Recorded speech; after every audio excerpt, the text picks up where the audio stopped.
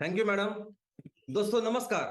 मैं डॉक्टर श्याम गोलो फिर से एक बार आपका इस ट्रेनिंग सेशन में स्वागत करता हूं। मैं आशा करता हूं कि आप सभी लोग स्वस्थ हैं और आप अपने साथ अपने परिवार का यानी घर का परिवार और एमसीएल परिवार दोनों का ख्याल रख रहे हैं। मैं ये भी उम्मीद करता हूं कि आप सभी लोग 1 घंटा बहुत अच्छी एक्सरसाइज कर रहे हो, अपने हार्ट अपने लंग को मजबूत कर रहे हो और अपनी इम्यूनिटी को बढ़ा रहे हो। तो चलिए शुरुआत करते हैं आज के इस सेशन के साथ। दोस्तों पूरे ब्रह्मांड में, पूरे यूनिवर्स में हमारे पृथ्वी जैसा ग्रह नहीं है। किसी भी दूसरे ग्रह के ऊपर हमारे जैसी दुनिया या हमारे जैसे जीव नहीं है। नासा कितने सालों से, न सिर्फ नासा ही नहीं, कई सारी रिसर्च इंस्टीट्यूट्स है, कितने सालों से कोशिश कर रहे हैं ये देखने की कि ऐसा कौन सा ग्रह हो सकता है दूसरा की जिसके ऊपर जीवन है। कोई भी कोई भी ग्रह अभी तक मिला नहीं है। ये जो मूवी में दिखाई देते हैं कि कुछ सालों बाद मनुष्य अपनी धरती छोड़ के दूसरे ग्रह पर जाएगा, या दूसरे ग्रह वाले हैं वो एलियंस हमारे यहाँ ग्रह पर आते हैं, दूसरे ग्रहों पर अपने अपने अलग अलग दुनिया है, ये सब गलत है। अभी तक इतने सालों में कहीं भी कोई भी ऐसा ग्रह इसकी पुष्टि अभी तक हुई नहीं।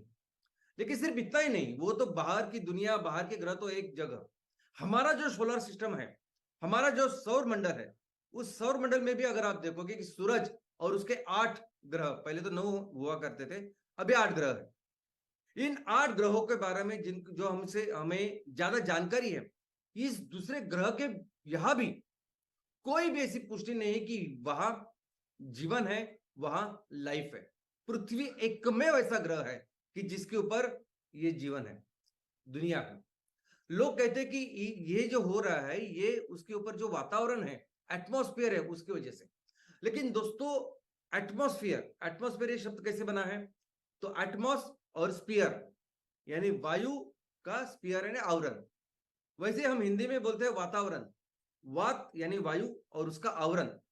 तो ये वातावरण जो है, एटमॉस्फेयर जो है, वो पृथ्वी के अलावा कई सारे ग्रहों पे है। एक्चुअली ये सभी जो ग्रह बने वो बने ही है वायु से, वो बने ही है हाइड्रोजन और हेलियम से। और यह वायु, पहले सब वायु थे और धीरे धीरे करके वो कूल होते गए और इस पे ग्रह में तब्दील होते गए। आज भी जो बाकी के सभी ग्रह हमको दिखाई देते हैं, उनका जो अपीयरेंस है, वो अपीयरेंस उनके ऊपर जो वायु का आवरण है उसकी वजह से है, वह उसकी वजह से वो ऐसे दिखते हैं। तो क्या ऐसी खास बात है हमारी पृथ्वी में कि जिसकी वजह से हमारी पृथ्वी के ऊपर ये दुनिया है? ये सभी जो बाकी के जो ग्रह है उनके ऊपर जो वायु है उसकी वजह से हमारी ये दुनिया कायम नहीं हो सकती, वहां जिंदगी की शुरुआत नहीं हो सकती। इन सभी सौर मंडल में, इन सभी ग्रहों के बीच में सिर्फ पृथ्वी ऐसा ग्रह है कि जिसके ऊपर ये दुनिया है, हर तरह के जीव है, और ये धरती माँ इन सबको सपोर्ट करती है। कौन सी वो चीज है कि जिसकी वजह से ये धरती, ये हमारी पृथ्वी इतनी स्पेशल है कि जिसके ऊपर दुनिया है? तो वो चीज यानी दो चीज है वो, कि जिसकी वजह से हमारी ये पृथ्वी, हमारी ये दुनिया बाकी के सभी ब्रह्मांड में जितने भी ग्रह हैं उनसे अलग है। सबसे पहले तो पानी। और पानी कैसे कि जिसको हम इस्तेमाल कर सकते हैं ऐसे स्वरूप में पानी, वो बर्फ में नहीं है, ये वो बाष्प में भी नहीं है, हम उसको इस्तेमाल कर सकते हैं ऐसे द्रवरूप अवस्था में पानी पृथ्वी के ऊपर है। वो एक है। और दूसरा सबसे महत्वपूर्ण कारण यानी हवा, एटमॉस्फेयर। दोस्तों इसकी जो हवा है वो इस तरीके से कुदरत ने बनाई है, हमारे माँ ने बनाई है, कि जिसकी वजह से हमारे इस पृथ्वी के ऊपर इतने सारे जीव, चाहे जमीन पे हो, आकाश में हो, पानी में हो, हर जीव का ख्याल ये वातावरण, ये एटमॉस्फेयर लेता है। ये स्पेशली ऐसी हवा हमारी कुदरत ने तैयार की है। लेकिन अगर आप देखोगे कि इस पृथ्वी की कैसे ये एटमॉस्फेयर पूरा हुआ, तो सबसे पहले जो अवस्था थी वो पृथ्वी की जो अवस्था बाकी के ग्रहों जैसे ही थी। पृथ्वी एक सिर्फ हाइड्रोजन और हीलियम, इन दो गैसेस या वायु से बना था और जोर जोर से घूम रहा था सूरज के बहुत ही।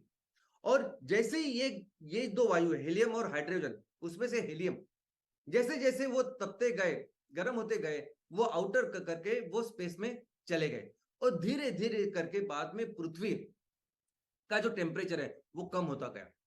फिर आई दूसरी अवस्था। दूसरी अवस्था में जैसे जैसे पृथ्वी का जो आवरण है वो धीरे धीरे ठंड होता गया, और उसके बाद ये कवच का निर्माण हुआ।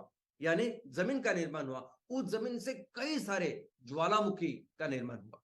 अंदर से बहुत सारे ज्वालामुखी आ रहे थे, उस ज्वालामुखी से बाष्प, कार्बन डाइऑक्साइड और अमोनिया, ये तीन चीजें बाहर निकलती थी।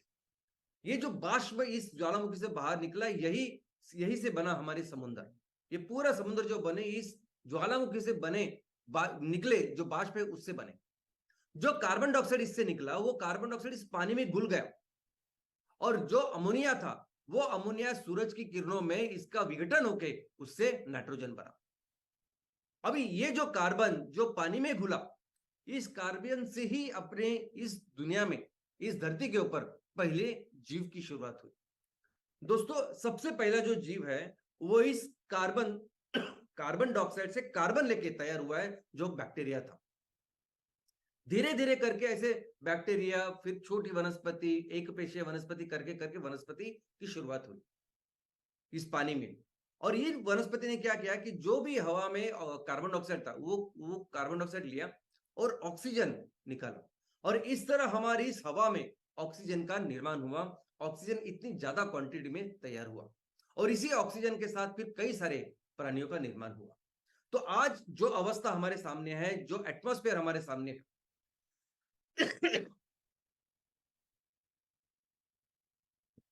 उसके देख सकते हैं कि हमें इसके अलग अलग लेयर्स हैं। अलग अलग लेयर्स का अपना अलग अलग कंट्रीब्यूशन है, अलग अलग अपना कार्य है, जिसकी वजह से इस दुनिया को वो सपोर्ट करते हैं।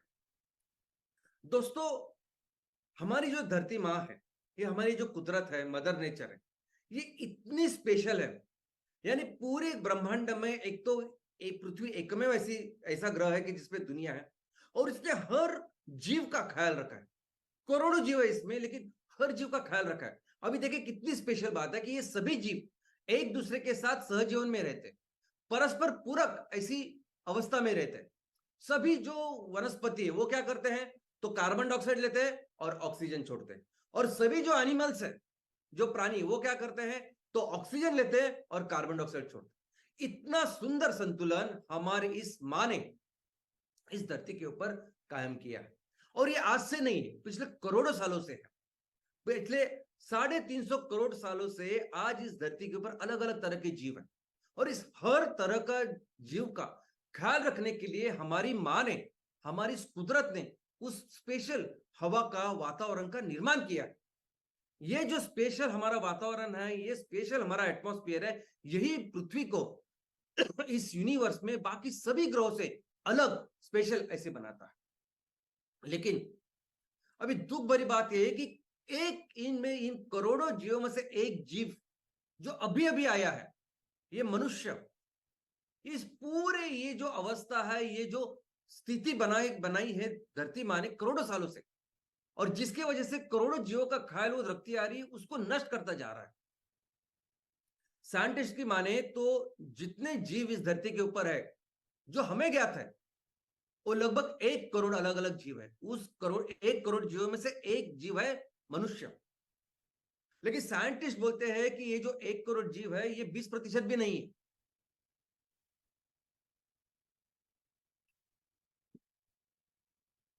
80% जीव इस धरती के ऊपर ऐसे है कि जिनके बारे में हमें पता ही नहीं है।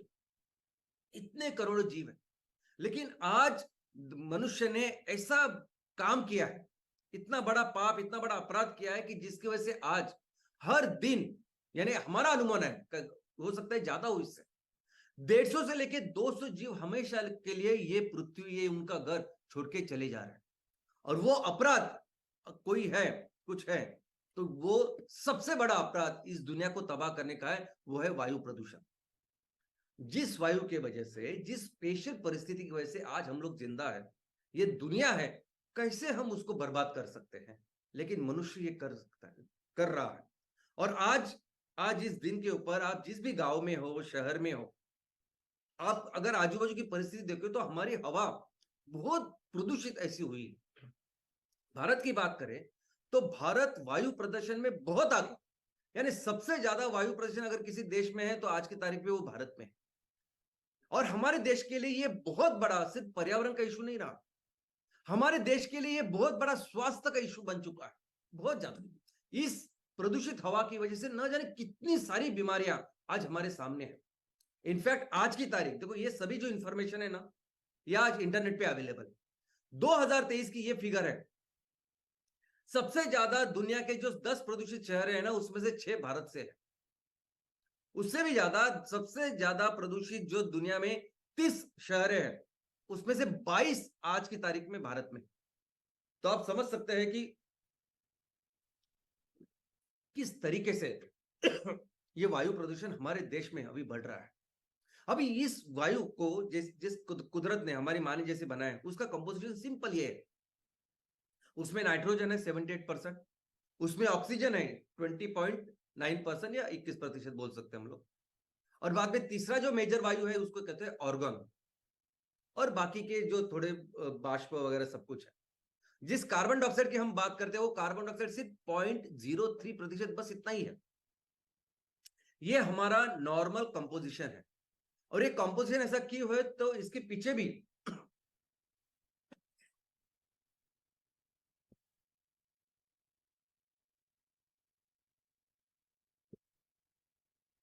इसके पीछे भी कारण है। हर एक वायु का अपना अपना कार्य है। ये जो नाइट्रोजन हम कहते हैं ना, ये नाइट्रोजन हम सभी जो एनिमल्स है, मनुष्य, जिस प्रोटीन से बनता है, ये प्रोटीन आता है इस नाइट्रोजन से। प्रोटीन नाइट्रोजन से बनता है अमाइनो एसिड, और अमाइनो एसिड से बनता है प्रोटीन, और इस प्रोटीन से बने हम सब लोग। ये वनस्पति वनस्पति जो सूरज की रोशनी लेके अपना खाना बनाती है, वो केमिकल, सोलर जो एनर्जी है वो केमिकल एनर्जी में कन्वर्ट करती है, और वो खाना खा के हम सब लोग जिंदा है। हम सबको जो एनर्जी मिलती है उस वनस्पति से मिलती है। वो जो जिसकी वजह से करती है वो क्लोरोफिल, बनता है इस नाइट्रोजन की वजह से। इतना जरूरी है नाइट्रोजन हमारी पूरी संस्था में। और ऑक्सीजन की अगर बात करें, तो ऑक्सीजन का जो कॉन्सेंट्रेशन हमारे हवा में है वो बहुत सही है, इतना ही होना चाहिए। अगर ये ऑक्सीजन बहुत ज्यादा बढ़े तो भी वो सही नहीं है, तो उससे ऑक्सीजन टॉक्सिसिटी हो सकती है। इनफैक्ट कोई पेशेंट अगर हॉस्पिटल में एडमिट होता है और उसको जब ऑक्सीजन की नलिका देती है, तो इसका मतलब 100% ऑक्सीजन नहीं देते उसे। 100% ऑक्सीजन बिल्कुल नहीं चाहिए। जितना चाहिए धरती माँ अच्छी तरीके से वो उसका ख्याल हवा में रख रही है। दोस्तों, हम सभी ने मिलके, मनुष्य ने मिलके इस हवा की गुणवत्ता कितनी अच्छी है कितनी बुरी है, ये देखने के लिए एक निर्देशांक तैयार किया है। हवा गुणवत्ता निर्देशांक, जिसे इंग्लिश में कहेंगे एयर क्वालिटी इंडेक्स, AQI। और पूरे दुनिया में सभी देशों में इसका उपयोग किया जाता है। लेकिन सबसे इंपॉर्टेंट बात यह है कि ये जो हवा का निर्देशांक है, ये निर्देशांक ये नहीं देखता कि नाइट्रोजन कितना है, ऑक्सीजन कितना है, ऑर्गन कितना है। ये बहुत अच्छी तरीके से हमारी माँ, हमारी प्रकृति, ये बहुत अच्छी तरीके से इसका ख्याल रखती है, और आज से नहीं, करोड़ों साल से ना। ये निर्देशांक क्या देखता है? ये निर्देशांक वो चीजें देखता है जो मनुष्य के पापों के वजह से बढ़ रहा है। और इसका जो निर्देशांक है ना, वो 0 से लेके 500 तक है। आगे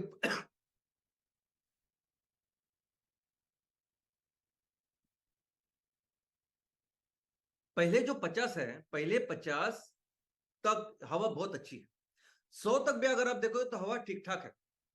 लेकिन जैसे 100 के ऊपर चली जाती है, 150 तक जो निर्देशांक है, 100 से 150, तो वो जो ऑलरेडी प्रभावित यानी बीमारी वगैरह लोग हैं, वो ज्यादा बीमार हो सकते हैं। लेकिन 150 से आगे जैसे ही हवा जाती है, तो वैसे जैसे मुझे अभी आज खांसी हो रही है, हो सकती है।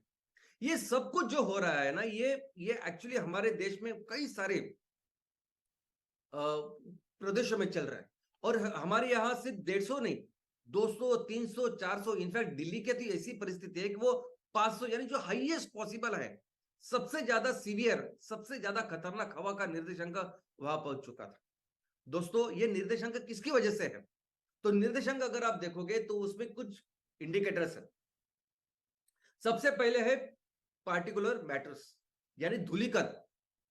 10 माइक्रो वाला धूलिकण और 2.5 माइक्रो वाला धूलिकण। उसके बाद है nitrogen dioxide, ozone, carbon monoxide, sulphur और लेड। और आप देख सकते हैं कि आइडियली कुछ नहीं होना चाहिए, या थोड़ा होना चाहिए। जो थोड़ा भी अगर हुआ तो हमारी जो व्यवस्था है उसकी वजह से वो अपने आप रिसाइकल होगा। बहुत सारी बायोलॉजिकल एक्टिविटी है, मनुष्य की एक्टिविटी, उससे भी, उसकी वजह से ये सब चीजें आनी चाहिए, ठीक है। लेकिन वो उस उस कंट्रोल, उस वो जो लिमिट है उसमें आनी चाहिए, जिस लिमिट में ये पूरी अवस्था उसको उसका ख्याल रखेगी और हमें कोई भी प्रॉब्लम नहीं होगा। लेकिन धीरे धीरे करके हर चीज बढ़ रहा है दोस्तों। इस सभी जो 8 पैरामीटर्स आपने देखे, सबसे महत्वपूर्ण पैरामीटर, यानी बहुत सारे शहरों में अभी ये AQI इंडिकेटर्स लगे हैं, मशीन्स लगे हैं, जो मशीन्स देखती है कि हवा में ये कितना है, वो कितना है, सब कुछ।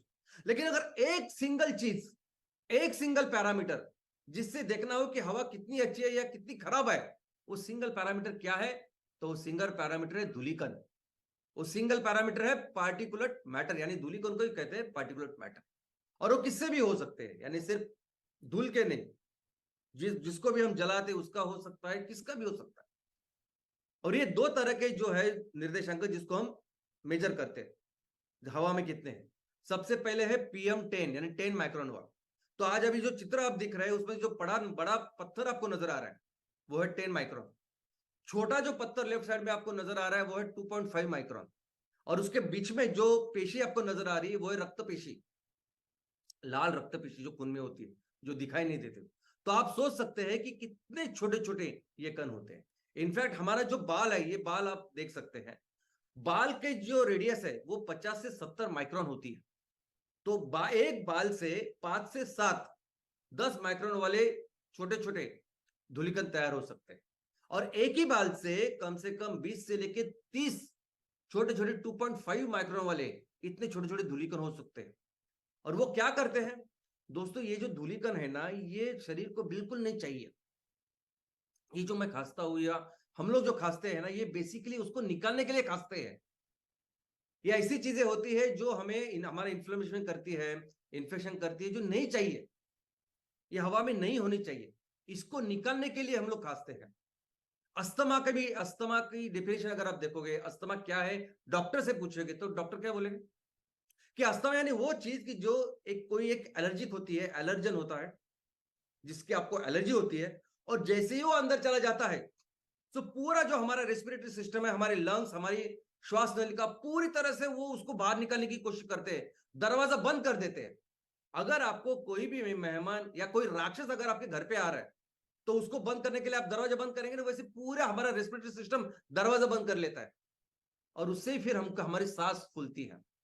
और आज हमारे हवा में इतने सारे प्रदूषित चीजें बन चुकी है कि ये अस्थमा की शुरुआत बच्चों से चालू हो रही है दोस्तों। COPD यानी क्रोनिक ऑब्स्ट्रक्टिव पल्मोनरी डिसीजेस, यानी इतना इस हवा में प्रदूषण है कि बार बार, यानी पूरे साल भर खांसी रहती है। पूरे साल भर ऐसे पेशेंट का अगर आप एक्सरे निकालोगे तो आप देखोगे कि सभी जो उसके जो छोटे छोटे श्वास नलिका है वो अकुंचित हो चुकी है और उसमें उसके वॉल में एडिमा आया है, यानी सूजन आई है।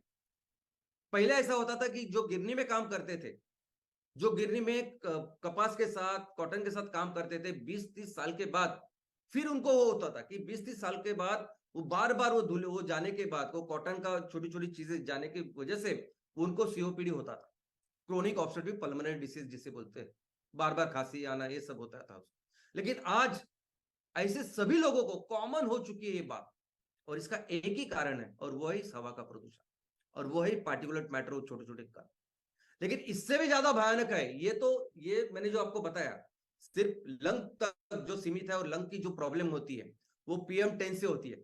लेकिन इससे कई गुना खतरनाक है PM2.5, यानी इससे बहुत छोटे धूलिकण जो 2.5 माइक्रोन के होते हैं। और वो क्या करते हैं दोस्तों, ये इतने छोटे होते हैं कि हमारी जो हवा आती है हम ऑक्सीजन लेते हैं और धीरे धीरे करते ये लंग में, इस फेफड़ों में एक छोटी सी कैपिलरी होती है, एक छोटा ऐसा बलून जैसा शेप होता है जिसको एल्वेोलाई हम कहते हैं।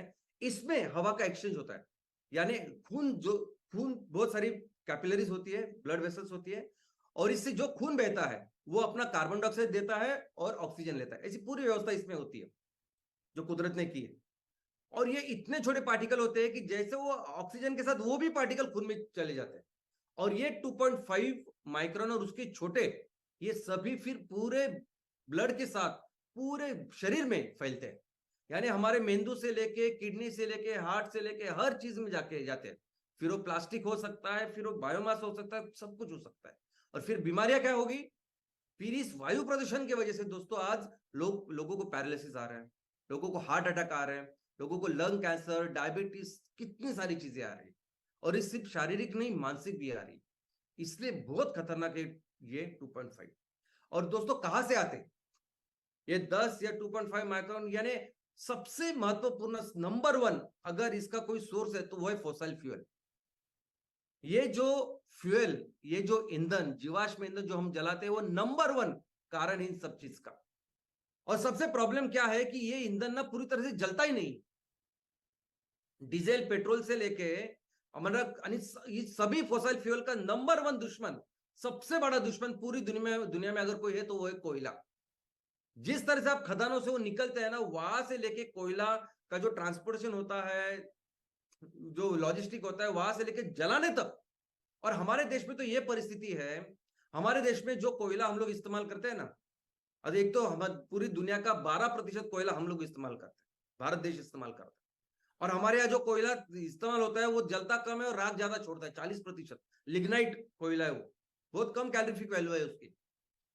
यानी हर दिन 21 लाख टन हम लोग कोयला इस्तेमाल करते, तो 8 से 9 लाख टन तो सिर्फ राख तैयार होती है, और ये इंपॉर्टेंट सोर्स है।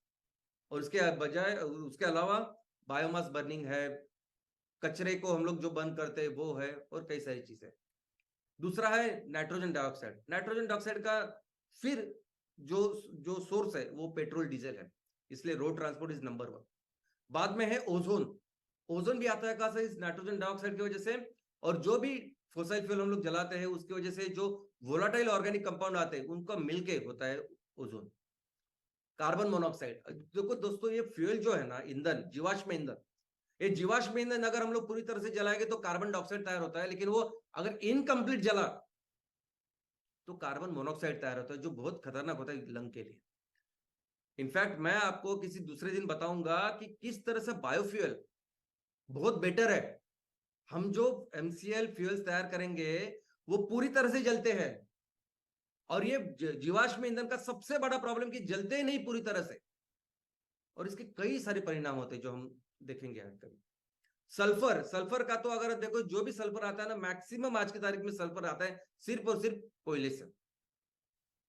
अमोनिया, अमोनिया हम पूरा जो अभी केमिकल फार्मिंग कर रहे हैं, जो फर्टिलाइजर का इस्तेमाल करते हैं, मैक्सिमम उस फर्टिलाइजर की वजह से, उस तरह की फार्मिंग की वजह से आज अमोनिया बढ़ रहा है हवा में। और इस अमोनिया की वजह से भी सबसे बड़ा प्रॉब्लम यही होता है कि बहुत छोटे छोटे कण ये बनाता है। अमोनिया बहुत छोटी छोटी चीजें बना के, और वो कोई भी फॉसिल फ्यूल जब जलता है ना, उसके साथ मिलके फिर छोटे छोटे कण बना के फिर पूरे बॉडी में चला जाता है। लेड, लेड आता है पेट्रोकेमिकल के अलग अलग चीजों से, प्लम्बिंग हो, कॉस्मेटिक्स हो, कंबशन हो, ये सब अलग अलग पेट्रोकेमिकल जो हम लोग इस्तेमाल करते हैं ना, उससे आता है लेड। तो दोस्तों ये अलग अलग तरह की चीजें, यानी इसकी अगर आप इंफॉर्मेशन निकालोगे तो पूरी डिटेल इंफॉर्मेशन आपको नेट पे भी मिलेगी, और आजकल तो हर दिन पेपर में है। हर दिन पेपर में आप देखोगे कि आज किस तरह से आज हवा की गुणवत्ता है, और पूरे देश में है। लेकिन दिल्ली जैसा शहर, दोस्तों अभी कुछ दिनों में तो दिल्ली पूरी दुनिया का नंबर 1 पे था, सबसे ज्यादा प्रदूषित शहर पे नंबर 1 पे था दिल्ली। दिल्ली का निर्देशांक, एक्यूआई निर्देशांक 500 तक गया था। लेकिन जहां से 500 शुरू होता है ना वो आंकड़े, उससे कई ज्यादा थे। तो लोग कहते थे कि 700 हो गया, 1000 हो गया, यानी इतना दिल्ली प्रदूषित हो गया है। और उसकी वजह से, यानी आप सोच विचार नहीं करेंगे, लेकिन स्कूलें बंद है, बच्चों को मना किया है कि आप निकलो मत बाहर। जो भी मॉर्निंग वॉक के लिए, इवनिंग वॉक के लिए जाते थे, एक्सरसाइज के लिए जाते थे, उनको मना किया है कि आप मत जाइए बाहर, बाहर इतनी हवा प्रदूषित है। कैसे करें, क्या करें? और ये सिर्फ दिल्ली की बात नहीं है, मुंबई में भी आप देखोगे ना, तो मुंबई में भी आज बहुत, हमने 200, 250, 300 तक, 250 तक आज एक्यूआई है। यानी हाई कोर्ट ने, स्पेशली हाई कोर्ट ने गवर्नमेंट को बोला है कि आपको फटाके बिल्कुल जलाने नहीं है। उन्होंने भी स्कूल, कॉलेज, बाकी सब चीजों पे रिस्ट्रिक्शन, मास्क के रिस्ट्रिक्शन चालू किए। बैंगलोर, यानी हर सिटी, अभी बैंगलोर में भी मैं बताता हूं कि वहां बच्चे के जो डॉक्टर होते हैं, पीडियाट्रिशियन हम कहते हैं जिनके, उसकी एक एसोसिएशन है। उन्होंने बैंगलोर को यह बताया है कि हमारे अभी हम लोग जो भी बच्चे को अभी आज उसका ट्रीटमेंट करते हैं, देखते हैं, 3 में से 1 बच्चे को आज अस्थमा है। इसका कारण है प्रदूषण। और सिर्फ इतना ही नहीं दोस्तों, है देखो, ये क्या है, ये बड़े बड़े शहर की जो मैं बात कर रहा हूं ना, वहां एक्यूआई इंडेक्स की मशीन है। हमें दिखाई देता है कि बाबा मशीन है तो ऐसा ऐसा हो रहा है, बड़े बड़े शहरों के बारे में हमें पता चल रहा है। लेकिन सिर्फ शहरों की बात नहीं है, आज हमारे देश में कई सारे ऐसे गांव भी है। अभी सोचिए ऐसे ऐसे गांव है, छोटे छोटे शहर है, जिसके बाजू में बहुत बड़े बड़े इंडस्ट्रियल कॉम्प्लेक्सेस है, बड़े बड़े इंडस्ट्रियल कॉम्प्लेक्स है, वहां वहां प्रदूषण कितना ज्यादा होता होगा। ऐसे गांव, ऐसे छोटे छोटे शहर जहां खदाने हैं, बड़े बड़े खदाने, कोयले के हो सकते हैं और किसकी हो सकती है, वहां कितना प्रदूषण है। ऐसे गांव, ऐसे शहर की जहां उसको लग के औष्णिक ऊर्जा केंद्र है, ऐसे औष्णिक ऊर्जा केंद्र जो चलते हैं कोयले के ऊपर। सोचिए कितना ज्यादा वो है। तो आप अपने आजू बाजू अगर देखोगे हवा की क्या परिस्थिति है, तो आज बहुत ही भयंकर परिस्थिति है। और इसके कारण अगर आप देखोगे तो नंबर वन कारण इन सभी चीज का अगर कुछ है तो वो है ये जीवाश्म ईंधन। दोस्तों, जब जीवाश्म ईंधन निकालते हैं ना, जीवाश्म ईंधन का एक तो अर्थ क्या आप समझिए, जो धरती से, जो पत्थर के नीचे से जो हम लोग निकालते हैं ना जीवाश्म का, वो ईंधन, और जब उसको निकालते हैं तो उसके साथ कई सारी चीजें आती है ना। नहीं आना चाहिए उसमें लेड, नहीं आना चाहिए उसमें सल्फर, लेकिन आता है। और सिर्फ इतना नहीं, उसको निकालते समय जो चीजें होती है उससे कितना सारा प्रदूषण आज हम कर रहे हैं। दूसरा, ये जीवाश्म ईंधन पूरी तरह से जलते ही नहीं है।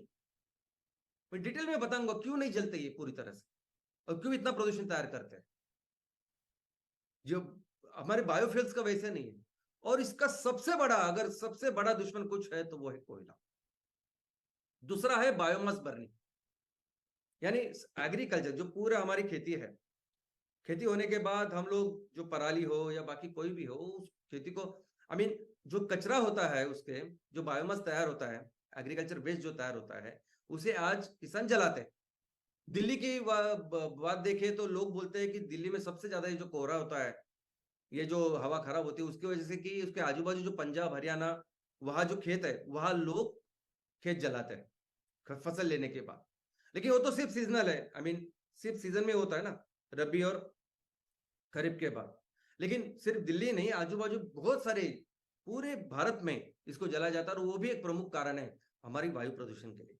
लेकिन उससे भी ज्यादा प्रमुख, उससे भी ज्यादा महत्वपूर्ण कारण ये है कचरा।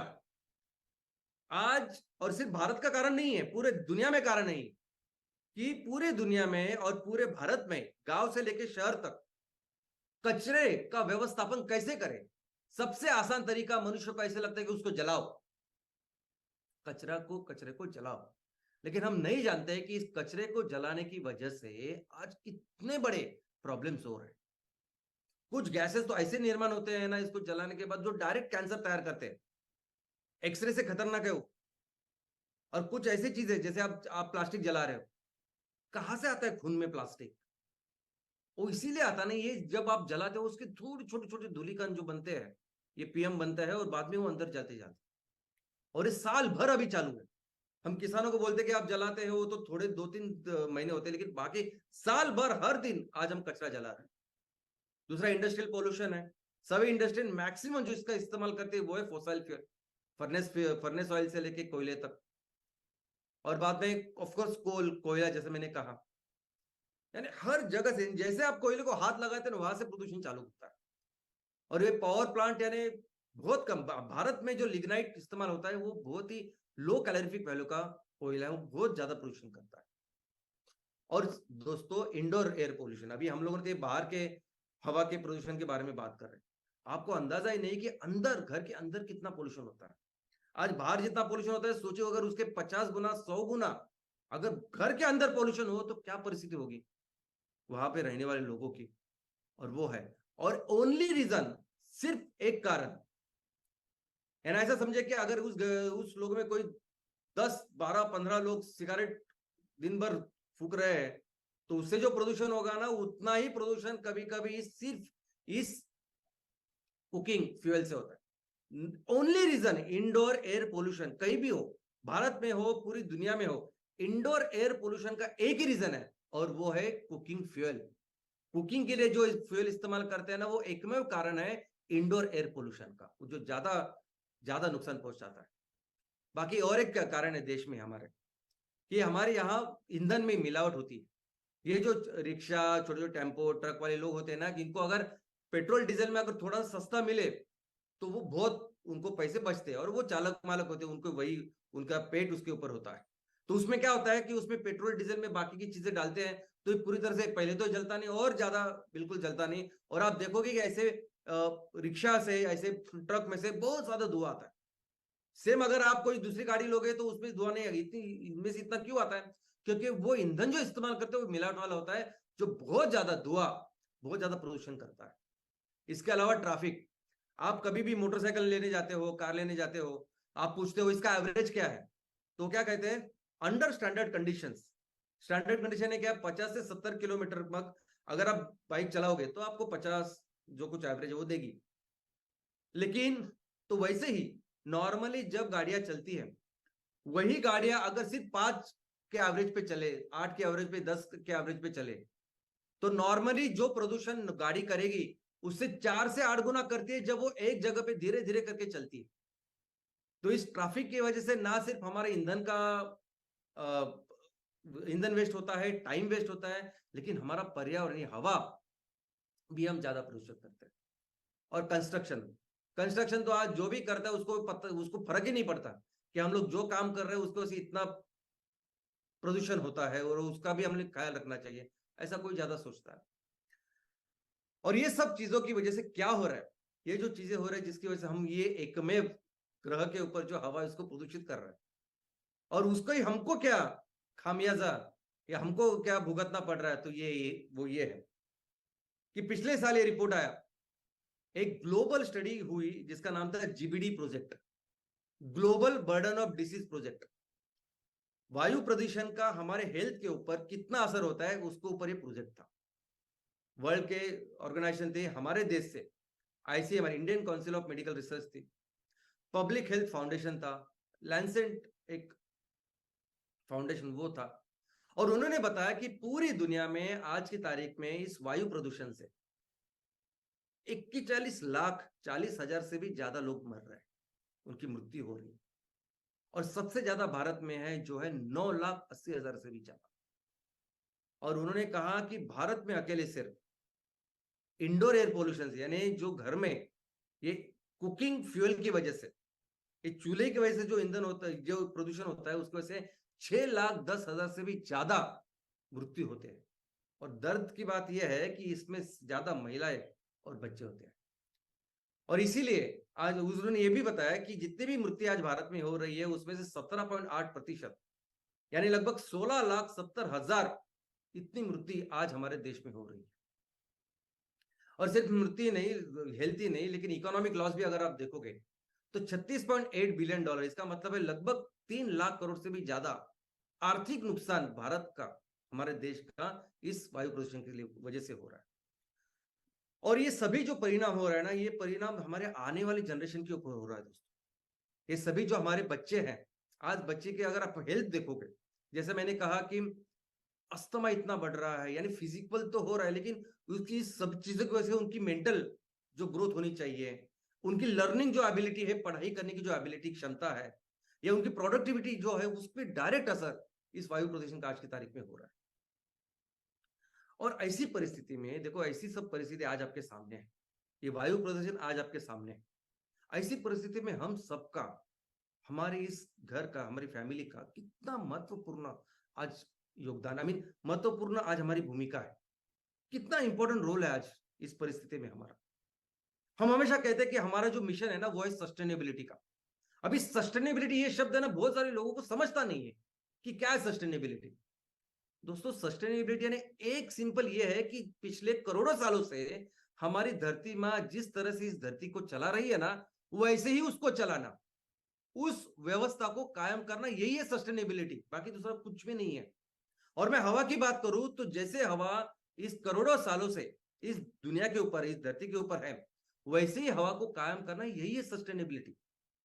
और हर कोई काम आज हम कर रहे हैं ना, हम बस उसी दिशा में कर रहे हैं। सबसे इंपॉर्टेंट ये प्रोडक्ट है दोस्तों, आपको अंदाजा ही नहीं कि ये प्रोडक्ट यानी कितना बड़ा सोशल कंट्रीब्यूशन है, कितनी बड़ी बड़ी चीजें दोस्तों, हम इससे हमें कितने प्रॉब्लम सॉल्व करने वाले हैं। आज अगर हमारे इस इंडोर एयर पोल्यूशन की वजह से, यानी चूल्हे में अच्छा ईंधन न होने की वजह से 6,10,000 से ज्यादा मृत्यु हो रही, लेकिन उसमें से ये जो मृत्यु है उसके पीछे कम से कम 60 लाख से भी ज्यादा ऐसे होंगे कि जिनको हमेशा के लिए बीमारी हो रही। और सबसे दर्दनाक और दुख की बात यह है कि किसको हो रहा है, ये हो रहा है महिलाओं को और बच्चों को। किसी भी राष्ट्र, जो भी राष्ट्र का ह्यूमन डेवलपमेंट इंडेक्स होता है, यू नो, एचडीआई बोलते हैं, एचडीआई कंपैरिजन होता है कि किसका नंबर 1 इंडिकेटर होता है health expectancy, sorry life expectancy, कि आप कितने साल जिंदा रहो। दिल्ली के बारे में ये कहा जा रहा है कि अभी वायु प्रदूषण की वजह से 10 साल उनकी उम्र कम हुई है, 10 साल, और ये रिपोर्ट है प्रॉपर। दूसरा है फिर एजुकेशन है, बाद में है इनकम। लेकिन अगर हेल्थ, सिर्फ हेल्थ, अगर किसी राष्ट्र की हेल्थ कितनी अच्छी है उसका एक इंडिकेटर अगर कोई है, अगर आपको कंपेयर भी करना है भारत के साथ, अमेरिका या किसी भी देश के साथ, या किसी भी देश को देखना है कि इसकी हेल्थ कैसी है, तो एक सिंगल इंडिकेटर क्या है बता, वो एक सिंगल इंडिकेटर है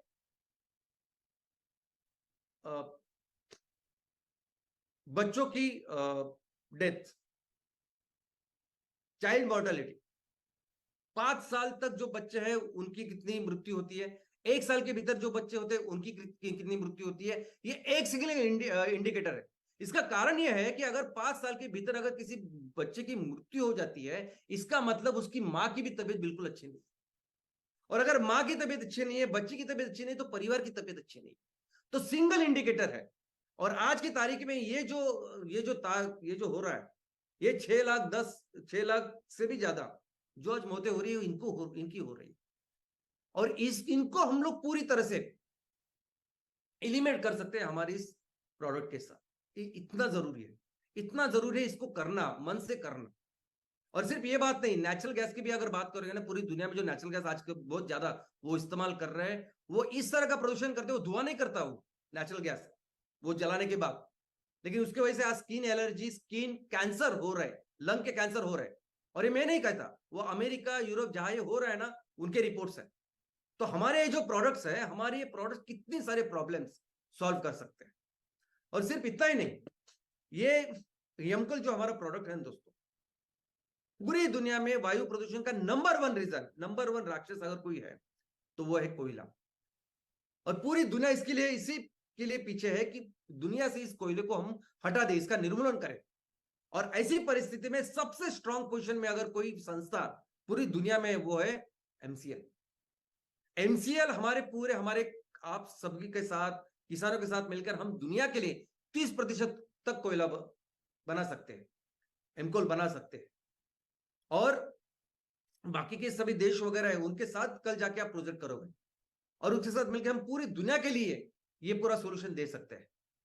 और आज कुछ दिनों से आपने सुना होगा कि एमसीएल बहुत जल्द दुनिया की सबसे बड़ी ऑर्गेनाइजेशन बनने वाली। पता है क्यों? क्योंकि इस कोयला निर्मूलन के लिए United Nations, EU, European union और कई सारी वित्तीय संस्था काम कर रही है। और उनके साथ मिलकर आने वाले दिनों में एमसीएल ये काम करेगी और इस कोयले का पूरी तरह से निर्मूलन करेगी। और उस प्रोसेस में एमसीएल दुनिया की नंबर 1 कंपनी बनेगी। दोस्तों, एमसीएनजी यानी जो भी लिक्विड फोसाइल फ्यूल है, पेट्रोल, डीजल, जेट फ्यूल, हर फ्यूल को रिप्लेस कर सकता है हमारा एमसीएनजी, केरोसिन तक। और मैन्युफैक्चरिंग यूनिट, यानी जहां भी हमारे आज फैक्ट्री है, आप देख सकते हैं कि वहां हम नेपियर गैस के साथ साथ हम बाकी का बायोमास भी लेते हैं। ड्राई बायोमास ही नहीं, वेट बायोमास भी लेते हैं। बाकी के कुछ लोग हैं, हो सकता है कि जो सिर्फ ड्राई बायोमास लेते हैं, लेकिन हम वेट बायोमास पे काम कर रहे हैं ना। हमारा जो नेपियर ग्रास है वो, उसमें तो 80% तक पानी है, मॉइस्चर है, उसके ऊपर हम काम कर रहे हैं। तो जब जब हमारी तहसील में ये फैक्ट्रियां लगेगी ना, लोग क्यों जलाएंगे बायोमास को? उनको थोड़े से भी पैसे मिल रहे हैं। देखो, अगर किसी समस्या को अगर हमको पूरी तरह से निर्मूलन करना है तो उसमें कुछ इकोनॉमिक मूल्य कर दो। अभी जो हमारे घर में जो रद्दी आती है, पेपर जो हम लोग पढ़ते हैं, 1 डेढ़ 2 महीना हम लोग रखते हैं और उसके बाद में उसको बेचते हैं, कितने पैसे हमें मिलते हैं, लेकिन फिर भी रखते हैं। आपको वो पेपर कभी कचरे में नहीं दिखेगा, क्योंकि उसमें कुछ मूल्य है। वैसा ही वित्तीय मूल्य अगर हमने इस पे रखा तो कहीं भी कोई भी ये बायोमास नहीं चलाएगा। इसीलिए इस एयर पोल्यूशन, ये वायु प्रदूषण का अगर लॉन्ग टर्म परमानेंट सोल्यूशन कुछ है तो वो है कि सभी तरह के जो फॉसिल फ्यूल उसको कंप्लीटली रिप्लेस करना पड़ेगा हमें हमारी MCL biofuels and that is the only solution long term solution आने वाला सॉल्यूशन। और इसके साथ बहुत जरूरी है लोगों का पार्टिसिपेशन, लोग भी आने चाहिए। दोस्तों ये जो सैटरडे सेशन मैं आपको बोलता हूँ ना, सैटरडे सेशन सिर्फ इसके कोई बिजनेस बिजनेस उस प्रॉफिट से कुछ लेन देना है ही नहीं, लेकिन जिस मिशन के साथ हम लोग काम कर रहे हैं ना उसके लिए जरूरी है सैटरडे सेशन। ये 5E मिशन, ये सस्टेनेबिलिटी का मिशन, यानी लोगों को समझना चाहिए कि कचरा जो है वो कचरे को जलाना नहीं चाहिए। कैसे हम लोग एमसीएल को देंगे और इस कचरे को पूरी तरह से रिसाइकल करेंगे, ये आना चाहिए। हर हफ्ते जब आप खड़े रहेंगे ना, देखो पहले 1 2 3 हफ्ते शायद लोग नहीं आएंगे, लेकिन अगर आप रेगुलरली हर वीक अगर आप ये सेशन करते हो अपने गांव के लिए तहसील के लिए खड़े होते हैं ना, तो कुछ हफ्ते बाद ये लोग कभी भी आपको छोड़ेंगे नहीं, जिंदगी भर आपके साथ रहेंगे। ये अफरोज शाह एक अकेला जाता था इस समुद्र का कचरा साफ करने के लिए, हर हफ्ते रेगुलर जाता था। 8वें हफ्ते उसको 2 आदमी मिले, लेकिन उसके बाद दुनिया का बड़ा मूवमेंट इसने शुरुआत की। बाद में उसको अमिताभ बच्चन से लेकर हर सेलिब्रिटी जाते थे उसके साथ और कचरा साफ करते थे। तो ऐसे बनता है आंदोलन, और ये बहुत जरूरी है, ये बहुत जरूरी है दोस्तों इन ये सभी प्रॉब्लम का सॉल्यूशन के लिए। दोस्तों आज दिवाली है, आप सभी को दिवाली की बहुत बहुत शुभकामनाएं। मैं प्रार्थना करता हूं कि ये दिवाली आप सभी के जिंदगी में जीवन में बहुत सारी खुशहाल है, बहुत सारी समृद्धि लाए। लेकिन दोस्तों दिवाली हो या कोई भी त्योहार हो, दिवाली हो, ईद हो, क्रिसमस हो, बैसाखी हो, कोई भी त्योहार हो, सबसे ज्यादा खुशियां भरा कब होगा? आप अपनों के साथ परिवार के साथ सबसे ज्यादा खुशियां कब मना सकते हो? जब आपके पास पैसे हो। अगर हमें चाहिए कि हम बहुत बेहतर कोई भी त्योहार मनाए तो जरूरी है कि हम उन लोगों को, यानी हमारे पास पैसे हो, हमारी आर्थिक परिस्थिति बेहतर हो। और अगर हम चाहते हैं कि हमारे गांव में, हमारे तहसील में जो लोग हैं वो बेहतर अपना त्योहार मनाए, वो बेहतर अपनी दिवाली बनाए, तो बहुत जरूरी है कि इसके ऊपर काम करना है कि कैसे उनका इनकम बढ़े, कैसे उनको पैसे हम दिला के दें ताकि वो त्योहार अच्छा कर पाए। आज आप अपने जहां भी आप हो, गांव में हो, शहर में हो, जहां से भी आप ये देख रहे हो, आप जरा ये होने के बाद थोड़ा सा मंडी में जाके घूम के आए। चीन ऐसे त्योहारों में 1 लाख करोड़ तक अभी चीजें हमको एक्सपोर्ट करता है, 1 लाख करोड़। और उस 1 लाख करोड़ की वजह से उस चीन में 9 लाख करोड़ तक की उसकी इकोनॉमी बिल्ड होती है। सोचिए अगर यही चीजें, यानी कई सारी चीजें जब आप जाओगे ना मंडी में, आपको पता चलेगा कि हम कर सकते हैं, ये हमारे गांव में हो सकता है, हमारे लोग कर सकते हैं सब चीज। इसका रॉ मटेरियल आएगा हमारे किसानों से, महिला बचत गट, हमारे लोग इसको कर सकते हैं। और ऐसी सब चीजें करने में कितना सारा एम्प्लॉयमेंट जनरेशन हो सकता है, और कैसे भी जीडीपी बिल्डअप हो सकती है 9 गुना। अगर आप जाओगे तो आपको नजर आएगा। और दोस्तों बिजनेस एकमेव तरीका है इन लोगों को, उनको पैसे, इनकम दिलाने का। जरूरी है हर हफ्ते इस चीज के लिए हम खड़े रहे और ये डिस्कस करें, इसको आगे बढ़ाए। क्योंकि अगर हमने नहीं किया ये, तो ये बाहर की कंपनी आएगी और ये मीठा पानी हमको बेचेगी, हजारों करोड़ रुपए लेके जाएगी। और ये बड़ी बड़ी कंपनी आएगी और ये पान मसाला बेचने के लिए अमिताभ बच्चन से लेके, शाहरुख खान से लेके, अजय देवगन हो, अक्षय कुमार हो, सबको खड़ा करेगी और लोग उसके लिए पैसे देंगे। क्रिकेट में जितने भी हमारे स्टार्स है, सुपरस्टार, वो सब आपको टीवी पे दिखाई देंगे, वो ऑनलाइन जो जुआ होता है उसके लिए। इन सभी चीजों से ना इकोनॉमी बढ़ेगी, ना हमारे लोग जो गांव में है, जो वहां है गांव में तहसीलों में, ना उनको कुछ इनकम मिलेगा, ना एम्प्लॉयमेंट जनरेशन, ना उनको पैसे मिलेंगे।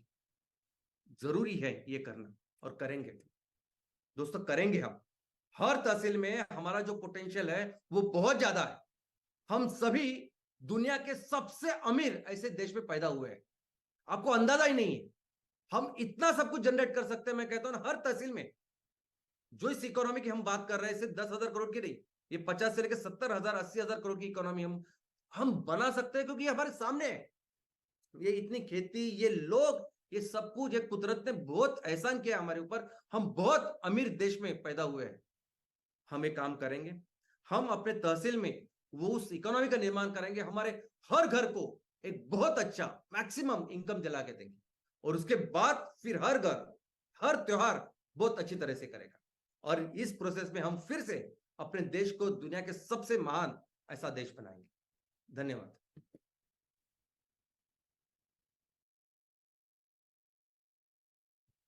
पूरे एमसीएल इंडिया परिवार को आज दीपावली की शुभकामना देते हुए फिर एक बार श्याम सर ने हर घर में भारतीय दीपोत्सव मनाने की बात की। आज हमारे गांव के, हमारे शहरों की जो आबो हवा बिगड़ती जा रही